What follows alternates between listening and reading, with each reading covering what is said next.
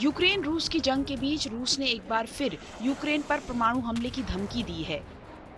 रूसी विदेश मंत्री सर्गेई लावरोव ने मंगलवार को कहा कि हमारा परमाणु हमला करने का कोई इरादा नहीं है, लेकिन अगर हम पर हमला होता है तो हम अपनी हिफाजत के लिए परमाणु हथियारों का उपयोग करने से पीछे नहीं हटेंगे।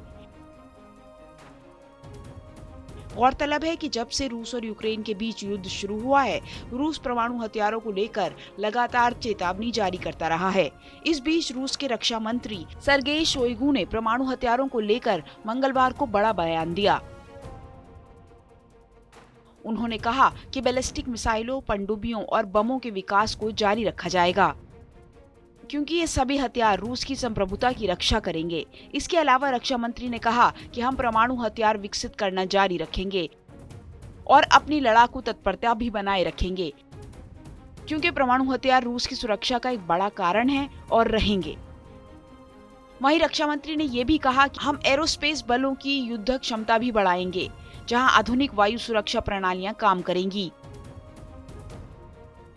जहां मानव रहित हवाई वाहन, लड़ाकू विमान और बमों से हमलों को सुधारा जाएगा। वहीं रूस के विदेश मंत्री सर्गेई लावरोव ने अमेरिका और दूसरे पश्चिमी देशों पर परमाणु हमले की झूठी अफवाह फैलाने का आरोप लगाया।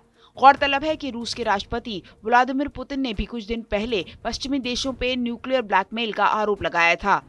उन्होंने कहा था कि नाटो के कुछ बड़े नेता रूस के खिलाफ एटमी हथियार इस्तेमाल करने की धमकी दे रहे हैं। अगर पश्चिमी देश हमें परमाणु हथियारों के इस्तेमाल को लेकर ब्लैकमेल करेंगे तो रूस भी अपनी पूरी ताकत से जवाब देगा। हम अपने देश की रक्षा के लिए किसी भी हद तक जा सकते हैं। रूस और यूक्रेन के बीच पुतिन की सेना परमाणु हमले से जुड़े युद्ध अभ्यास कर चुकी है। रूस के इस आक्रामक रुख के बाद अमेरिका ने यूरोप में टेक्निकल न्यूक्लियर बमों की सप्लाई बढ़ा दी है। अमेरिकी सेना ने हाइपरसोनिक हथियारों का टेस्ट भी किया है। अमेरिका ने कई न्यूक्लियर हथियारों को नाटो के प्रमुख ठिकानों पर भेजने का फैसला किया था। इन हथियारों में B6112 थर्मोन्यूक्लियर बम भी शामिल हैं। आपको बता दें कि इससे पहले पुतिन अपने न्यूक्लियर डेटरेंट फोर्स को अलर्ट पर रख चुके हैं। वो परमाणु हथियारों के इस्तेमाल की धमकी भी दे चुके हैं। रूस के पास दुनिया में सबसे अधिक न्यूक्लियर हथियार हैं, लेकिन अमेरिकी राष्ट्रपति जो बाइडेन रूस को सख्त लहजे में चेतावनी दे चुके हैं कि अगर इस जंग में रूस की तरफ से परमाणु हथियारों का इस्तेमाल किया जाता है तो इसके परिणाम गंभीर होंगे।